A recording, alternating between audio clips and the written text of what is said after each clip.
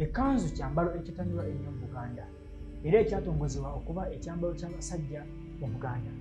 Naye wali otuddeko awo weebuuza ekyambalo kino kyavaawa? Mu katambi kano tukwetedde obuvo n'obuddo obw'ekkanzu era tukunnyonnyole wa gye kyava okufuuka ekyambalo kya Buganda ekitongole.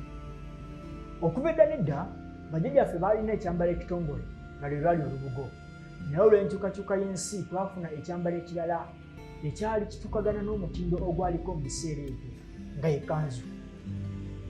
Ekkanzu yayitibwa mu Bwakabaka bwa Buganda abasuubuzi abayitibwanga Abawarabu era nga bano baali bava mu nsi eyitibwa Buturuuki mu mwaka ogwa 1849.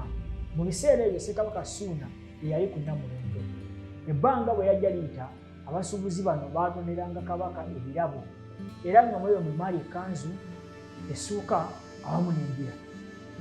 Olw'okuba ekkanzu kyali kyambalo ky'abasuubuzi abaava mu nsi eya Buturuuki, Giwandiise Turkey baaziwanga nnyo abo abakozi be baakolanga nabo oba abantu be baakolagananga nabo mu ngendo zaabwe.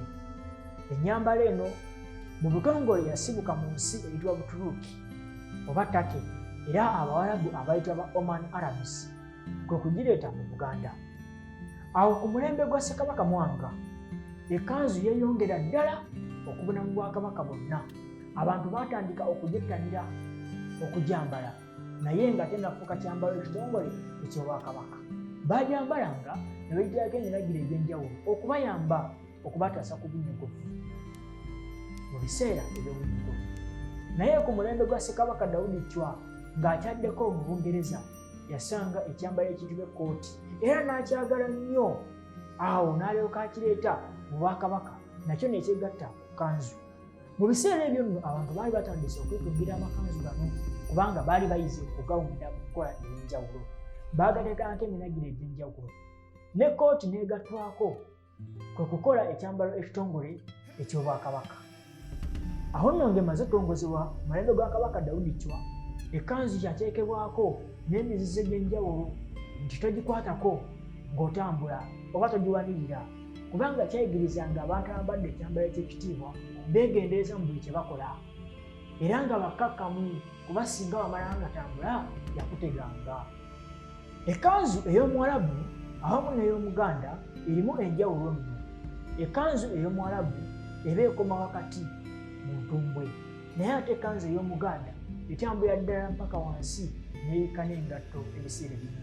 Bodda ku ludda olw'ekitogi ekkanzu ey'Omuwarabu ebako ekitogi nga kyekungirivu oba nga kyetoloovu okwetoloola ensingo naye ate ekkanzu ey'Omuganda ebako akapeesa akaba kasiba kuginyweza mu kifuba. Ekkanzu nno kyambalo kya kitiibwa nnyo mu Bwakabaka kubanga mu biseera ebisinga twesanga ku mikolo nga tugiwaddeyo ng'ekirabo eri taata okuva eri omuko.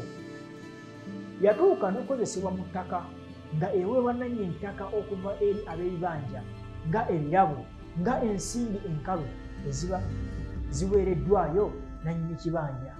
Bwe wesanga nga olutambi luno lwa mugaso nnyo gy'oli, tukusaba onyige akapeesa akasabusukayini onyiga akadde awamu n'ekigala ekyo kiri wansi osobole okuba nga buli vidiyo gye tufulumya bwe gifuna mu mulambalamba. Tweyanze nnyo, tweyanzeege. Wangaala Ayi Ssaabasajja Kabaka, wangaala nnyaffe Buganda ne Maama Nnaabagereka agerekera Obuganda. Mweraba.